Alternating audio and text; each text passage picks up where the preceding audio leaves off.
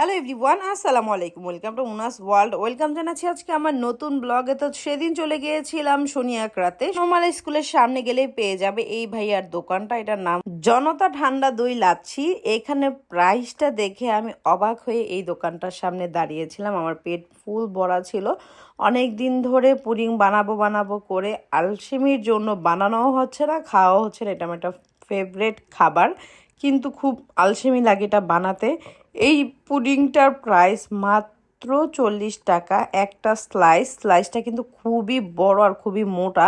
ভিডিওতে বোঝা যাচ্ছে কিনা আমি জানি না, মানে একজনের জন্য একদম পারফেক্ট একটা সাইজ পুডিংয়ের, মাত্র 40 টাকাতে। তো আমি এই দামটা দেখে আমার কাছে এত ভাল লাগছিল পুডিংটা, আর খুব হাইজিন মেনটেন করেছিল। যদিও স্ট্রিট ফুড, তারপরেও খেতে না এত মজার ছিল। একদম হালকা মিষ্টি দিয়ে করেছিল পুডিংটা, খেতে খুবই মজা লেগেছে আমার কাছে। একদম ঠান্ডা ঠান্ডা ছিল, মানে অনেক মজা লেগেছে। আর আমি মানে দামটা বলতেছি যে কীভাবে দিল রে ভাই এই প্রাইসে। আর এরকমও না যে আমি তো পুডিং বানাই, জানি যে একদম মানুষ যে কর্নফ্লাওয়ার দিয়ে ভরে রাখে, ওইটাও না।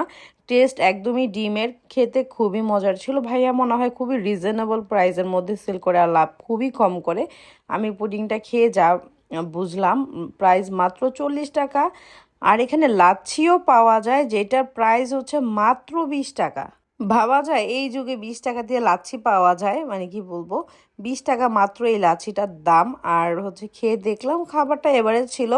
20 টাকার মধ্যে আর কি বা পাওয়া যাবে, বাট 50 টাকা বলে যে লাচ্ছিগুলো সেল করলো ওইটার মতোই টেস্ট ছিল। খারাপ না, একদমই খারাপ না, এভারেজ টেস্ট। বাট আমি বলবো এটা ভালো।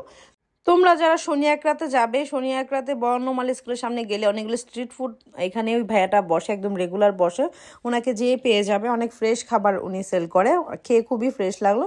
তো আজকের ভিডিওটা এই পর্যন্তই। আমার ভিডিওগুলো ভালো লেগে থাকলে অবশ্যই পেজে একটা ফলো দিয়ে রাখবে, লাইক কমেন্ট শেয়ার করে পাশে থাকবে। চলে আসবো নতুন নতুন সব ভিডিওস নিয়ে।